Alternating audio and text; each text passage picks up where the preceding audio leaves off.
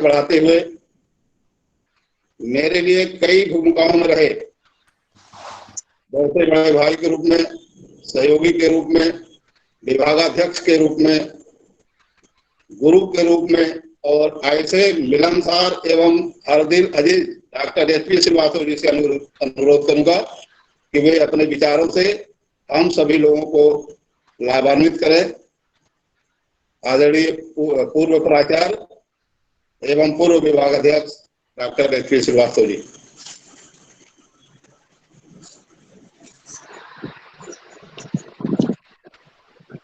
आज के वेबिनार के मुख्य अतिथि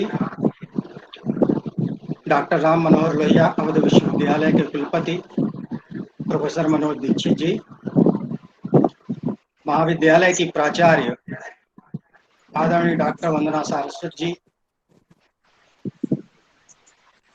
इस वेबिनार में रिसोर्स पर्सन्स के रूप में अन्य विश्वविद्यालयों से आने वाले professor Ashish Saxena, professor and head department of sociology, university of Allahabad, professor Shweta Prasad, PHU, professor Manvendra Pratap Singh, DDU Gorakhpur university Gorakhpur, और प्रोफेसर ब्रजेश सिंह, महात्मा गांधी विद्यापीठ, महाविद्यालय परिवार के मेरे सभी सहयोगी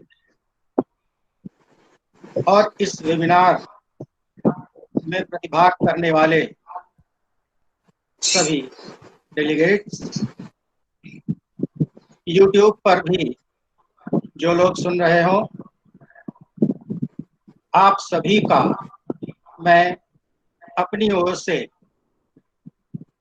महाविद्यालय परिवार की ओर से और विशेष रूप से महाविद्यालय के समाजशास्त्र विभाग की ओर से स्वागत और अभिनंदन करता हूं। क्योंकि मैं भी महाविद्यालय के समाजशास्त्र विभाग का लगभग 38 वर्षों तक एक अंग रहा हूं, इसलिए मैं अपने को रिसोर्स पर्सन नहीं समझता। महाविद्यालय परिवार का एक सदस्य होने के नाते और समाजशास्त्र का एक विद्यार्थी होने के नाते आपसे कुछ बातें करना चाहता हूं।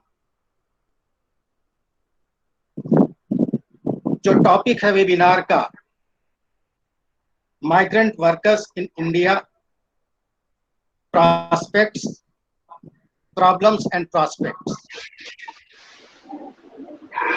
बहुत समीचीन है, समसामयिक है। आयोजक मंडल जिसने भी इस विषय को चुना है, उन सबको मैं इस टॉपिक के चयन के लिए धन्यवाद देता हूं कि उन्होंने इस समसामयिक विषय को वेबिनार के लिए चुना।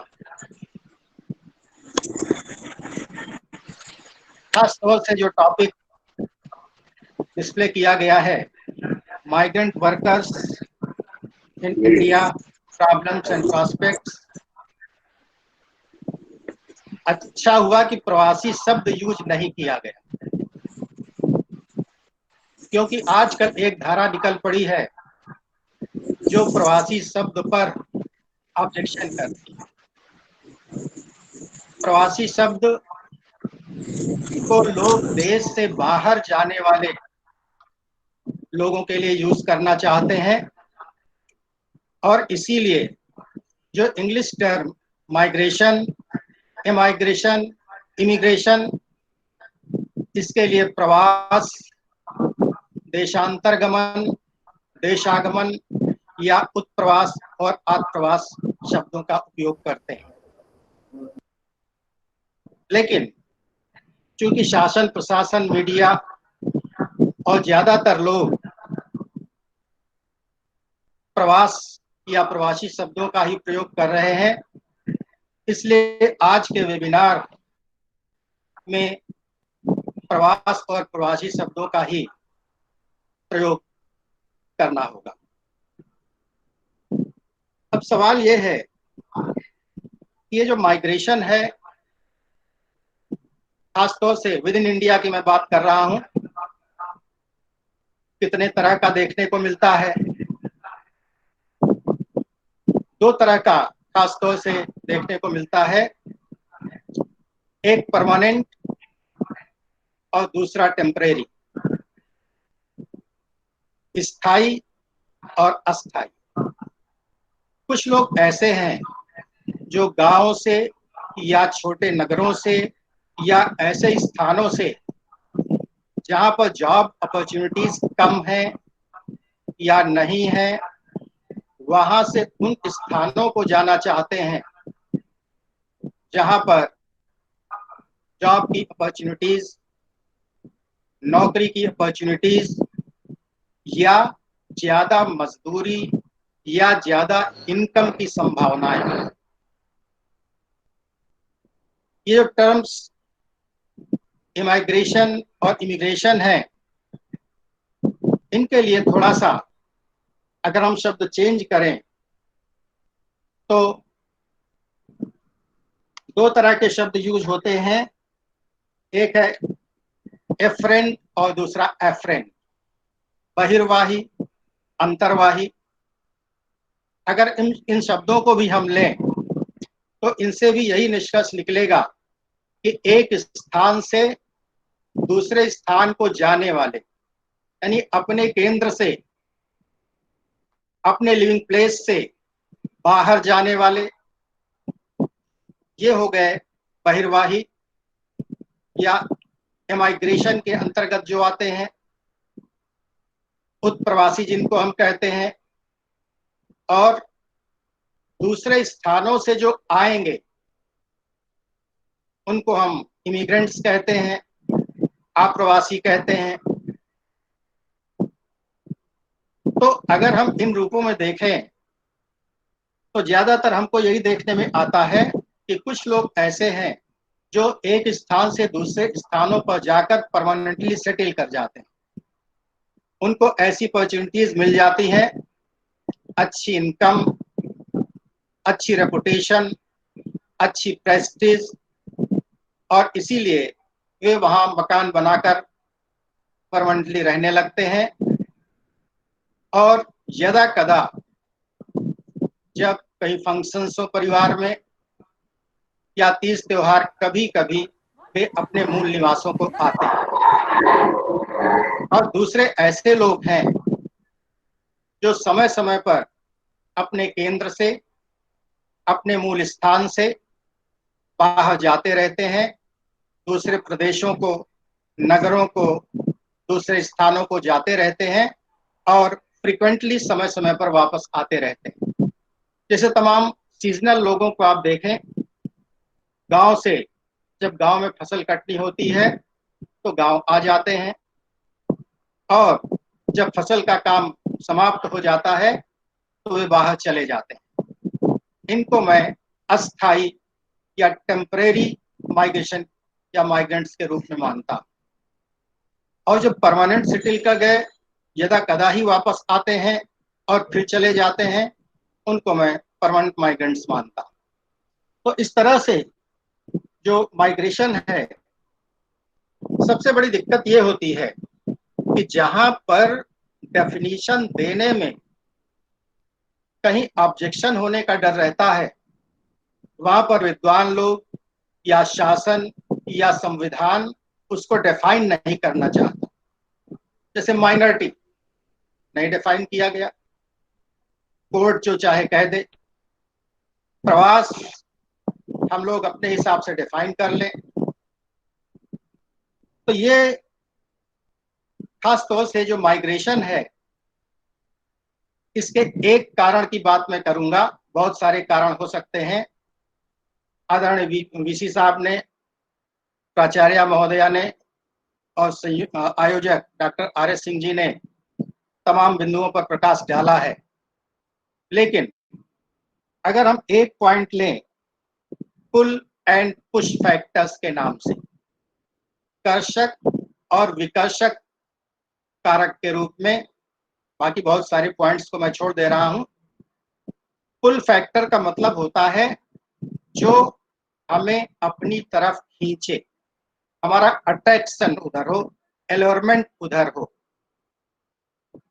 जैसे जहां पर वेबिनार हो रहा है गोंडा में, बस्ती, गोरखपुर, आगे चलें तो बिहार और आगे चलें तो झारखंड, इन स्थानों से, प्रदेशों से ही लोग क्यों दिल्ली, पंजाब, हरियाणा, कर्नाटक, इन सब स्थानों पर जाते हैं? इसलिए कि वहां पर जॉब अपॉर्चुनिटीज, एकेडमिक अपॉर्चुनिटीज, बहुत सारे बच्चे जो टेक्निकल एजुकेशन प्राप्त करना चाहते हैं, आप देखें साउथ में जाते हैं।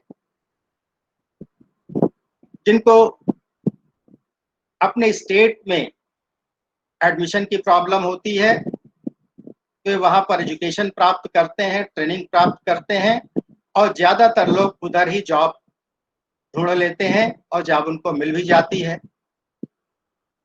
यह पुल फैक्टर है उन स्थानों पर जहां पर दूसरे स्थानों से लोग जाते हैं। और पुश फैक्टर क्या है? गांव में जो लोग खेती करते हैं, खेतीहर हैं, उनका काम खत्म, 3-4 महीने में काम खत्म, उसके बाद खाली। जो मजदूर हैं उनको भी काम मिला, कभी ना मिला, तो इसलिए वे सोचते हैं कि हम दूसरे स्थानों पर जाकर रेगुलर इनकम का कोई रिसोर्स अपने लिए ढूंढें। और इसीलिए हमें ये देखने को मिलता है कि बहुत सारे लोग सुदूर स्थानों पर चले जाते हैं, कुछ वहां से कभी लौट कर नहीं आते और कुछ लौट कर आते हैं। तो इस तरीके से जो माइग्रेशन है उसके लिए पुल और पुश फैक्टर्स काम करते हैं। कोई अट्रैक्ट करता है और कोई ये कहता है कि नहीं, तुम यहाँ बैठ के करोगे क्या। तमाम ऐसे लोग होते हैं जो खाली नहीं बैठना चाहते, तमाम ऐसे लोग होते हैं जो जिज्ञासु होते हैं, ऐसे लोग होते हैं जो कर्म पर विश्वास करते हैं, ऐसे लोग होते हैं जो सदैव कर्म करके कुछ न कुछ गेन करना चाहते हैं और इसलिए वह अन्य स्थानों को चले जाते हैं।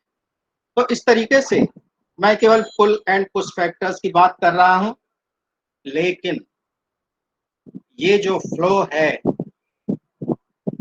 पुल और पुश का, कंटेम्परेरी इंडिया या वर्ल्ड हम कह लें, उसमें रिवर्स फ्लो पकड़ रहा है, पकड़ चुका है। जो लोग गांव से शहरों की ओर जाते थे, छोटे शहरों से बड़े शहरों की ओर जाते थे, देश से विदेश की ओर जाते थे, रिवर्स फ्लो देखने को मिलने लगा। और उसका कारण विशेष रूप से कोविड-19 या कोरोना वायरस का जो संकट है, पूरा विश्व इससे ग्रसित है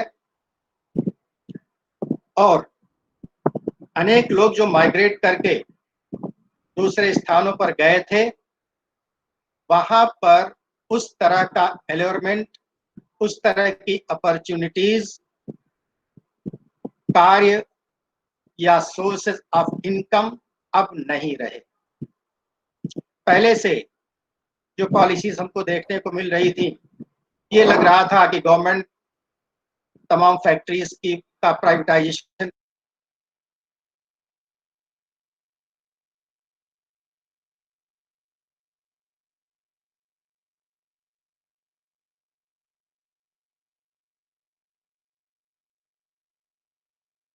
संकालु रहे हैं लोग। और जब से कोरोना क्राइसिस आई, तब से बहुत सारी फैक्ट्रीज बंद हो गई, बहुत सारे कामगार बेरोजगार हो गए, बहुत सारे नौकरी करने वाले लोग खाली हो गए।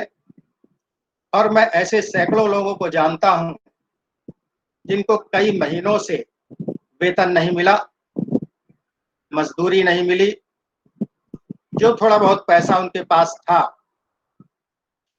उसको उन्होंने खर्च कर दिया अपने भरण पोषण में, और उसके बाद वो खाली हाथ हो गए। खाली बैठे, सोर्स ऑफ इनकम नहीं है, दूसरा उनको उधार देने को नहीं तैयार है, लैंडलॉर्ड किराया अलग मांग रहा है। इसलिए समस्या से ग्रस्त होकर ये जो पहले से माइग्रेट कर चुके लोग हैं, वे अपने मूल निवास को लौटने का प्रयास करने लगे। जैसे रूसो ने कहा था बैक टू नेचर, कोरोना ने कह दिया back to your centre, back to your village, back to your own place. और ऐसे लोग ही नहीं जिनका टेम्परेरी माइग्रेशन होता था, जो परमानेंटली माइग्रेट कर गए थे, उनमें से भी तमाम लोग पुनः अपनी जन्मभूमि की ओर, अपने गांव की ओर, अपने नगर की ओर वापस आने लगे हैं। और इस प्रयास में आप ये देखें कि तमाम तरह की प्रॉब्लम्स उनको झेलनी पड़ रही हैं। जैसे ट्रांसपोर्टेशन की बात आप देखें, जो सेंट्रल गवर्नमेंट है, स्टेट गवर्नमेंट्स हैं, उनमें संतुलन की जरूरत होती है जब इस तरह की कोई बड़ी क्राइसिस हो। और ये प्रेसिपिटेट क्राइसिस है, क्यूमुलेटिव नहीं है, थोड़ा थोड़ा करके नहीं है, अचानक आ गई। अचानक लोगों के जॉब्स खत्म हो गए, अचानक लोगों की नौकरियां चली गई, अचानक लोगों ने अपने घर से लोगों को बाहर निकालना शुरू कर दिया। और यहाँ तक जानकारी है कि तमाम लोगों ने इन वर्कर्स का शोषण भी बहुत तेजी से किया। तो इस तरीके से जो ट्रांसपोर्टेशन में आप देखें, तमाम बार आपने देखा होगा कि कुछ लोग पब्लिक ट्रांसपोर्ट का इंतजार नहीं कर रहे थे, ट्रक्स में, प्राइवेट बसेस में, थ्री व्हीलर्स में, और बहुत सारे लोग बाइसिकल्स में और पैदल अपने मूल निवास स्थान को चल दिए। हफ्तों पैदल चलकर वह अपने गांव पहुंचने की कोशिश करने लगे।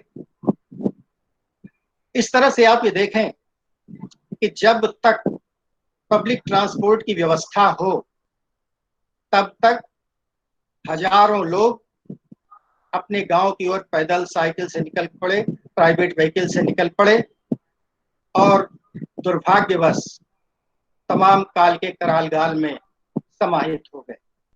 यह दुर्भाग्यपूर्ण है कि जिसके श्रम के द्वारा उद्योगपति बन जाते हैं लोग, जिसके श्रम के कारण लोग बड़े बन जाते हैं, बहुत सारी इनकम उनको होती है, उनको व्हीकल्स उपलब्ध कराना, ट्रांसपोर्ट उपलब्ध कराना भी आरंभ में लोगों ने उचित नहीं समझा। और जब तक सरकारें इसको समझ पाती, सेंट्रल गवर्नमेंट ने रेल की व्यवस्था की, स्टेट गवर्नमेंट्स ने बसेस की व्यवस्था की, तो कई बार देखने को ये मिला, जो अचानक होता और जो अक्सर होता है सेंट्रल स्टेट रिलेशनशिप में, सेंट्रल और स्टेट सरकारों में कुछ में आपस में डिफरेंसेस। रेलवेज कहता है हम रेल देने को तैयार हैं, लेकिन स्टेट्स नहीं ले रहे, और स्टेट कह रहा है हमको रेल दी नहीं जा रहे। आप देखें बॉम्बे में, दिल्ली में हजारों हजार मजदूर और कामगार के अंतर्गत वे लोग भी, केवल श्रमिक नहीं, केवल लेबरर्स नहीं, ऐसे लोग भी हैं जो टेक्निकल हैं, जो काफी पढ़े लिखे हैं, जो अच्छी सर्विसेज में थे, वो भी उन लेबरर्स के साथ, उन कामगारों के साथ लथपथ कर आने के लिए तैयार हैं, क्योंकि उनको व्हीकल उपलब्ध नहीं। तो इस तरीके से जो क्राइसिस पैदा होती है सेंट्रल स्टेट रिलेशनशिप की वजह से, दुर्भाग्यपूर्ण है। भारत कल्याणकारी राज्य है, जनता का, जनता द्वारा, जनता के लिए शासन यहाँ पर है। लेकिन एक पार्टी कहती है हम बसें देने को तैयार हैं, दूसरी पार्टी बस ले नहीं रही, और दूसरी पार्टी कह रही है उसमें इतनी प्रतिशत बसें उन्होंने खराब दे दिया, हम टूटी फूटी बसें क्यों ले लें। और पब्लिक सड़ रही है, मर रही है धूप में अपने बच्चों का लेकर। आइडियल बातें क्या है? डिस्टेंस मेंटेन करो, और सोशल डिस्टेंस जो शब्द ही समाजशास्त्र की दृष्टि से गलत है। फिजिकल डिस्टेंस की बात तो हम कर सकते हैं। मैंने कुछ मीडिया को पहले जैसे सोशल डिस्टेंस शब्द का यूज हुआ था, मैंने प्रेस को दिया भी था कि फिजिकल सोशल डिस्टेंस या फिजिकल डिस्टेंस शब्द यूज हो तो ज्यादा अच्छा है, सोशल डिस्टेंस मेंटेन नहीं होनी चाहिए। तो इस तरीके से जहां पर हजारों की भीड़ है वहां पर आप डिस्टेंस मेंटेन करने की बात करते हैं, पुलिस डंडा मारेगी ना। लेकिन जो पब्लिक अपना प्राइवेट क्वार्टर छोड़कर स्टेशन पर आ चुकी है और वहां की सरकारें या वहां का शासन प्रशासन उनकी लोकेलिटी से स्टेशन तक लोकल ट्रांसपोर्ट में पहुंचा दे रहा है, फिर वो कहां जाएंगे? खाना पीना ये सब उनके लिए दुर्लभ हो गया। बच्चे, महिलाएं, बुजुर्ग सब उनके साथ हैं, सबकी अपनी क्राइसिस होती है। तो ट्रांसपोर्टेशन एक बड़ी समस्या उनके लिए है। सरकार के लिए भी ट्रांसपोर्टेशन समस्या है, इतनी बसेस लाए कहां से। इसलिए उन्होंने पब्लिक ट्रांसपोर्ट के साथ साथ प्राइवेट ट्रांसपोर्ट का भी सहारा लिया, प्राइवेट बसेस भी लगाई। और अगर हम यूपी की बात करें तो 12,000 से ज्यादा रोडवेज की बसेस और सैकड़ों प्राइवेट बसेस लगाई गई थी बॉर्डर पर। और इसलिए ये ट्रांसपोर्ट की समस्या कुछ कम जरूर हुई है। लेकिन अगर हम कोर्ट की बात देखें तो सुप्रीम कोर्ट ने कल भी कहा है कि ट्रांसपोर्ट स्टेट को देना होगा, रास्ते का खाना पीना उनको देना होगा। इसी तरह से अनएम्प्लॉयमेंट की जो प्रॉब्लम है,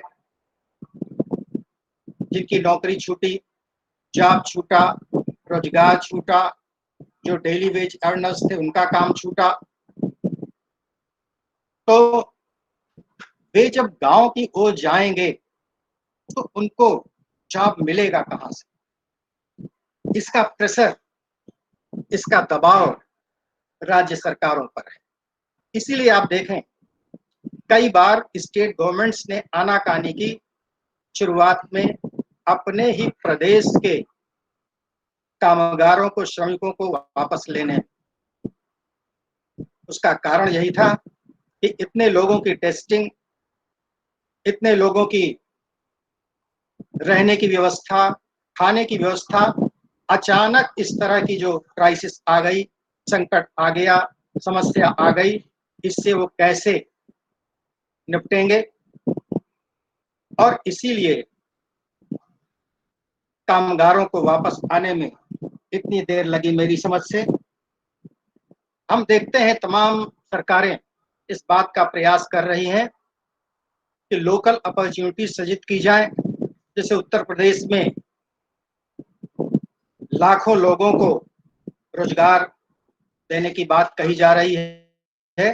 सेंट्रल गवर्नमेंट भी विशेष रूप से मनरेगा के माध्यम से एम्प्लॉय करने की बात कह रही है। आज भी शायद यूपी स्टेट गवर्नमेंट 9 लाख श्रमिकों के लिए एमओयू कर रही होगी, इस तरह की खबर थी। तो ये रोजगार के सृजन हमें करने पड़ेंगे, स्टेट्स को करने पड़ेंगे, अगर हमें अपने प्रदेश के लोगों को अपने ही प्रदेश में रोकना है। दूसरी तरफ ये बात देखने को आ रही है, ज्यादा टाइम मैं नहीं लूंगा, थोड़ा थोड़ा करके, इसीलिए ज्यादा प्रॉब्लम्स नहीं ले रहा हूं। ये लोग जो गांव में पहुंचते हैं वहां भी क्राइसिस पैदा हो रही है। जैसे जो लोग परमानेंटली माइग्रेट करके चले गए थे, गांव के उनके परिवार के सदस्यों ने सोच लिया था ये तो परमानेंटली गए, इनको वापस नहीं आना, और इसीलिए उन्होंने अपने मकानों का और संपत्ति के बड़े हिस्से का सदुपयोग उन लोगों ने शुरू कर दिया था जो गांव में रह गए थे। और जब कभी माइग्रेट करके जाने वाले लोग तीज त्योहार या फंक्शंस में आते थे तो उनका स्वागत सत्कार बड़े अच्छे से होता था। लेकिन अब जब गांव के लोगों को यह समझ में आ रहा है कि बाहर जाने वाले लोग परमानेंटली यहीं सेटल करेंगे, उसी मकान में हमारे साथ रहेंगे, उसी संपत्ति के हिस्सेदार बनेंगे और उन्हीं जॉब्स में उनको भी जॉब देना होगा, तो थोड़ी बहुत टसल कई स्थानों पर देखने को मिल रही है।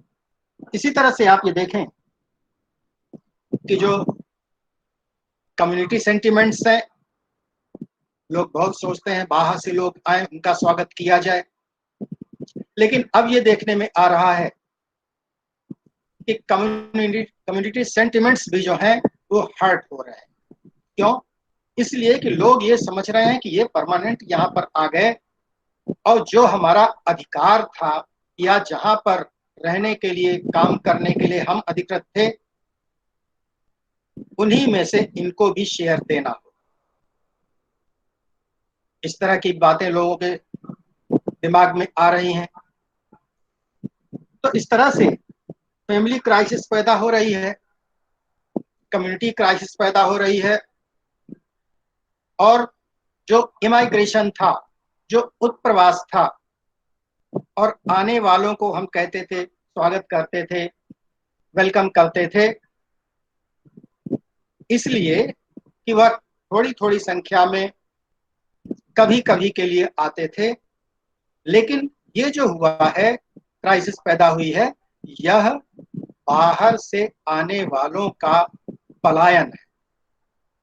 भगदड़ शब्द मैं यूज नहीं करूंगा, लेकिन यह पलायन तो है ही, और परमानेंट पलायन है, जो उनके मूल स्थानों पर उनके आ जाने के कारण तमाम तरह की क्राइसिस पैदा करते हैं। अब इसमें आप ये देखें कि जो कोविड-19 की जो क्राइसिस है, इसका भी असर है।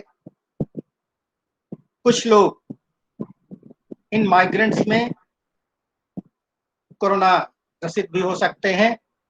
ट्रेन्स में, बसेस में, भीड़ में एक साथ रहने के लिए वो मजबूर हो जाते हैं, इसलिए कि बाध्यता मूलक क्राइसिस ये है। और जब वो गांव में जाते हैं तो गांव के लोग उन्हें वेलकम नहीं करना चाहते। वे चाहते हैं कि जो निर्देश हैं उनके अनुरूप बाहर से आने वाले लोग क्वारंटीन रहें, आश्रय स्थलों पर रहें, और जब ये निश्चित हो जाए कि वो कोरोना ग्रसित नहीं है, तब उनको प्रवेश दिया जाए। तमाम ऐसे एग्जाम्पल्स हैं जिनसे यह पता लगा है कि आपस में मारपीट, हिंसा हो गई है, और यहाँ तक कि सगे भाई बहन ने भी लोगों को अपने घरों में नहीं घुसने दिया। और इतना ही नहीं, कुछ ऐसे भी एग्जाम्पल्स हैं कि जब हस्बैंड वाइफ अपने बच्चों को लेकर अपने घर गए तो उनके अपने घर वालों ने भगा दिया, और जब वे अपनी ससुराल गए तो ससुराल वालों ने भी यह कह दिया कि जब कोरोना का डर समाप्त हो जाए तब आप लोग आइए, अभी हम लोग अंदर नहीं जाने देंगे। तो इस तरह की क्राइसिस, इस तरह की प्रॉब्लम्स, इस तरह की चुनौतियां हमारे सामने आ रही हैं। तो ये जो सोशल क्राइसिस है और इसी तरह से कम्युनिटी क्राइसिस कह लीजिए, फैमिली क्राइसिस कह लीजिए, इस तरह की चीजें आ रही हैं। इसके अलावा जहां से ये लोग स्थान छोड़कर आते हैं वहां पर तमाम मालिकों ने उनका शोषण किया, मजदूरी नहीं दी, सैलरीज नहीं दी, वेतन कटौती कर दिया, कुछ ने रिजर्वेशन के लिए उनसे पैसा ले लिया और न तो ट्रांसपोर्ट दिया और न ही पैसा वापस किया। तो इस तरीके से जो शोषण हुआ उन स्थानों पर जहां पर ये रह रहे थे, तमाम लोग रास्ते में शोषण हो गया, उन लोगों का सामान छूट गया, पैसे हड़प लिए गए और एक जो बड़ा हथियार यूज किया गया र्यूमर का, फेक न्यूज का, इस तरह की अफवाहें फैला दी गई जैसे मजदूर इतने क्यों इकट्ठा होंगे एक स्थान पर। 3 तरह की फेक न्यूज की बात हो सकती है। एक को हम कह सकते हैं डिस इन्फॉर्मेशन, एक को कह सकते हैं मिस इन्फॉर्मेशन, एक को कह सकते हैं माल इन्फॉर्मेशन। 3 तरह की इन्फॉर्मेशन के द्वारा ये जो र्यूमर फैलाया गया, जैसे कई बार ये देखने को मिला कि मजदूरों का रजिस्ट्रेशन किया गया और उनके मोबाइल फोन्स पर समाचार दे दिया गया कि आप स्टेशन पर आ जाएं। उनको ये कह दिया गया कि हाँ गाड़ी से जाना है, लेकिन जब स्टेशन पर पहुंचे तो गाड़ियां नहीं थी। यह गैप है इंफॉर्मेशन का। और इसी तरह से कई बार ये देखने को मिला कि र्यूमर उड़ गई कि ये गाड़ियां जाएंगी, इसलिए वो लोग पहुंच गए अपना घर द्वार छोड़ करके, लेकिन गाड़ियां नहीं गई। आयोजक महोदय, तो इस तरह से मालिकों द्वारा शोषण हुआ और इन र्यूमर्स के द्वारा। जी सर बोलिए। अच्छा ठीक, र्यूमर्स के द्वारा उनको नुकसान पहुंचाने की। कितने मिनट तक बोल सकते हैं? तो 4 मिनट बोलिए। ज्यादा? हाँ ठीक है, बोलिए। ठीक, तो इस तरह से आप ये देखें कि जो र्यूमर्स हैं इनका वेपनाइजेशन हुआ, इनको हथियार के रूप में इस्तेमाल किया गया। जैसे तमाम बार आप ये देखें कि जो जनता के बीच असामाजिक तत्व होते हैं, अराजक तत्व होते हैं, समाज विरोधी तत्व होते हैं, वे कई बार ऐसा काम करते हैं कि क्राइसिस पैदा हो जाए और उस क्राइसिस से जो परिस्थितियां उत्पन्न हो उनका वो फायदा उठाएं। तो इस तरह की र्यूमर्स फैलाई गई और इसका परिणाम ये हुआ कि जब भीड़ इकट्ठी हुई, चाहे रेलवे स्टेशन पर, चाहे बस स्टेशन पर, चाहे टोल प्लाजा पर, तो वहां पर भीड़ अनियंत्रित हो गई और उनको रोकने के लिए कई बार पुलिस को एक्शन लेना पड़ा। कई बार भीड़ ने तोड़फोड़ की, हिंसा की और पब्लिक प्रॉपर्टी का भी कई बार नुकसान हुआ।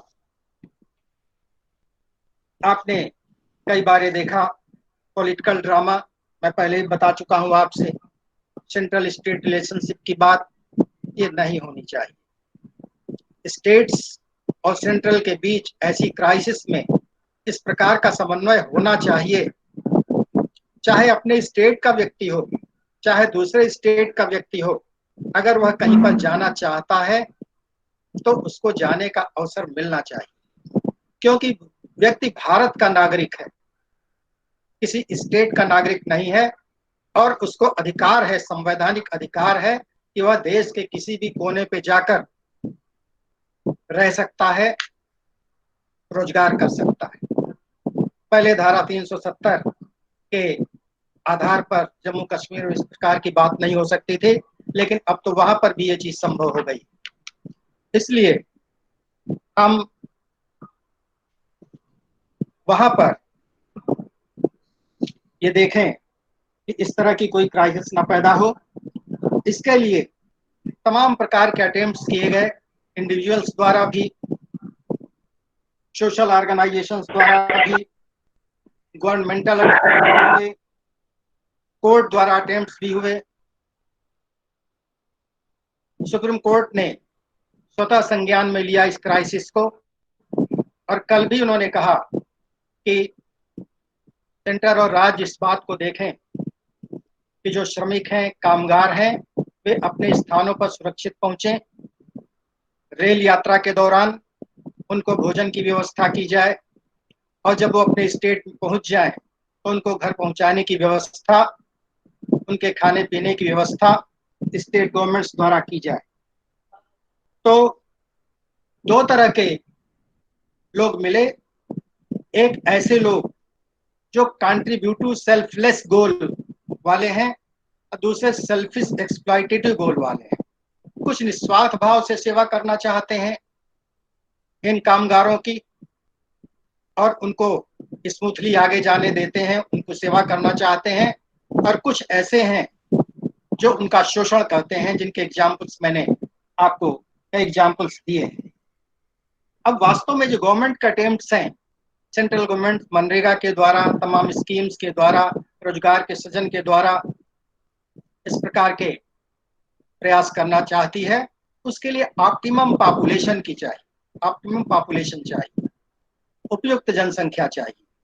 और उस जनसंख्या के अनुरूप, जैसे आप कई बार सुनते होंगे, देखते होंगे, मैपिंग हो रही है, स्किल मैपिंग सरकार द्वारा। स्किल मैपिंग यानी स्किल्ड और नॉन स्किल्ड कामगारों को अलग किया जा रहा है और उनके हिसाब से रोजगार की व्यवस्था की जा रही है। इस बात के प्रयास सरकारों द्वारा किए जा रहे हैं। आप जहां तक प्रॉस्पेक्ट्स की बात देखें, समय ज्यादा हो रहा है इसलिए जल्दी में समेटना है। जैसे आप ये देखें, प्रॉस्पेक्ट्स या संभावनाएं क्या हैं। संभावनाएं शुरू हो गई। जैसे इधर 2-3 दिन पहले उत्तर प्रदेश सरकार ने प्रवासी आयोग या कामगार श्रमिक कल्याण आयोग, जिस नाम से भी आयोग बनाया जाए, इस प्रकार के आयोग को सृजित करने की घोषणा की है, जिसका उद्देश्य ये होगा कि जो अंतर्देशीय कामगार हैं, जो अपने देश के रहने वाले हैं, उनके हुनर और उनकी योग्यता को ध्यान में रखते हुए उनको रोजगार के अवसर प्रदान किए जाएं। इसी तरह से जो सरकार द्वारा कहा जा रहा है कि हम इन कामगारों का, श्रमिकों का सोशल पार्टिसिपेशन चाहते हैं और इसके द्वारा हम उनको सोशल सिक्योरिटी देना चाहते हैं, सोशल सिक्योरिटी उनकी सुनिश्चित करना चाहते हैं, उनका इंश्योरेंस भी करेंगे। और साथ ही साथ एक और जो घोषणा उत्तर प्रदेश के मुख्यमंत्री ने की है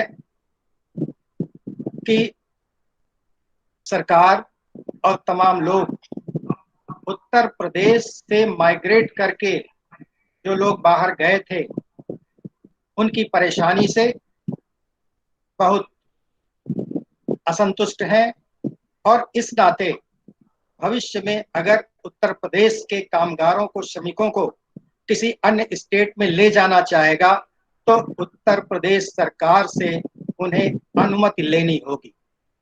और संभावना इस बात की है कि अगर दूसरे प्रदेश की सरकारें इसकी अनुमति लेती हैं तो उसमें गिव एंड टेक का मामला हो, इस प्रकार की सौदेबाजी हो। क्योंकि कई स्टेट्स में चीज देखने को आ रही है उत्तर प्रदेश, बिहार और झारखंड के श्रमिक और कामगार जब वापस आ गए तो वहां पर इंडस्ट्रीज को चलाने के लिए कामगारों की कमी हो गई और इंडस्ट्रीज जो चलने वाली हैं इसलिए नहीं चल पा रही हैं कि वहां पर कामगार, स्किल, नॉन स्किल सबकी बहुत कमी है। मैंने अभी एक दिन पेपर में पढ़ा था 5 लाख कामगारों की, श्रमिकों की आवश्यकता तो उत्तर प्रदेश की इंडस्ट्रीज ने महसूस की है और इसीलिए इस पर सरकार आगे काम कर रही है। इस प्रकार की संभावनाएं व्यक्त की गई हैं सरकार द्वारा। इसके अलावा जो लोग बाहर से आए हैं और उत्तर प्रदेश के मूल निवासी हैं, उनके राशन कार्ड बनाए जाएंगे, अस्थायी राशन कार्ड बनाए जाएंगे और काफी लंबे समय के लिए उनके खाने पीने की व्यवस्था और कुछ नगद रुपया 1000 रुपया फॉर टाइम बिंग उनको दिया जाएगा।